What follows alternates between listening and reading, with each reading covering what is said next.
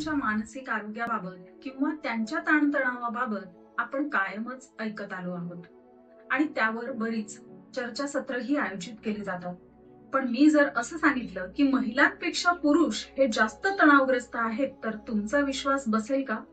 कदाचित नाही, पण हे खरंय. महाराष्ट्रातील ताज्या अहवालानुसार पुरुष महिलांपेक्षा अधिक तणावाखाली असल्याचे दिसून आले आहे. मानसिक आरोग्य विभागानं सुरू केलेल्या टेलिमानस या हेल्पलाईनवर मदतीसाठी पुरुषांकडून आलेल्या कॉल्सचे प्रमाण महिलांच्या तुलनेत दुपटीहून अधिक आहे. टेलिमानसवर पुरुषांचे मदतीसाठी सर्वात जास्त कॉल्स. पुरुष व्यक्त होत नाहीत किंवा स्वतःच्या मनातील घालमेल सांगत नाहीत. ते मनातल्या मनात ठेवून कुटुंबाची सर्व जबाबदारी घेऊन आपलं जीवन जगत असतात. त्यामुळे कोणी याची दखलही घेत नाही.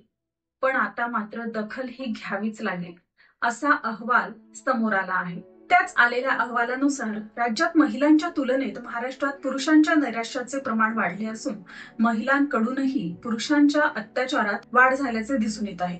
मानसिक आरोग्य संदर्भातील समस्या सोडवण्यासाठी आरोग्य विभागाने सुरू केलेल्या टेलिमानस या हेल्पलाईनची आकडेवारी समोर आली आहे. या आकडेवारीनुसार महाराष्ट्रातील पुरुष महिलांपेक्षा अधिक नैराश्यात असल्याचे समोर आले आहे.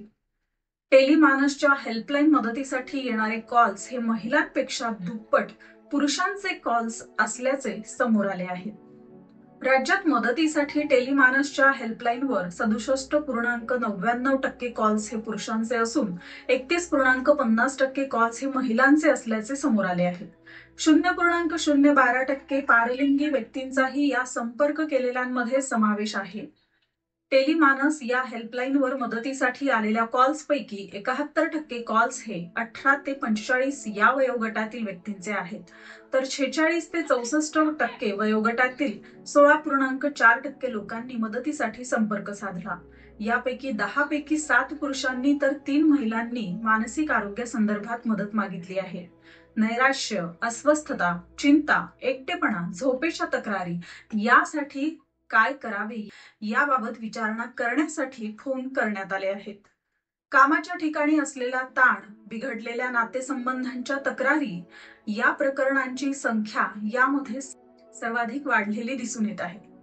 पुरुषांमध्ये तणावाचे मुख्य कारणे कोणती तेही आपण पाहूयात. तर पहिलं कारण आहे तो म्हणजे कामाचा ताण.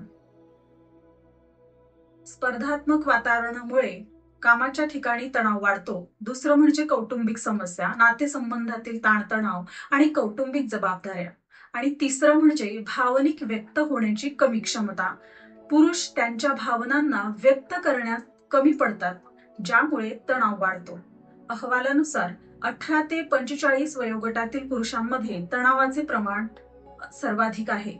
यात कोल्हापूर, पुणे आणि मुंबई या शहरांमधून सर्वाधिक कॉल्स आले आहेत. तणाव कमी करण्यासाठी उपाययोजना काय असतील तर तेही आपण पाहूयात. मानसिक आरोग्य सेवांमध्ये प्रवेश वाढवणे, कौटुंबिक आणि सामाजिक दबाव कमी करण्यासाठी उपाययोजना करणे, पुरुषांसाठी विशेष मानसिक आरोग्य कार्यक्रम तयार करणे इत्यादी उपाययोजना यासाठी करण्याची गरज आहे असे म्हणता येईल.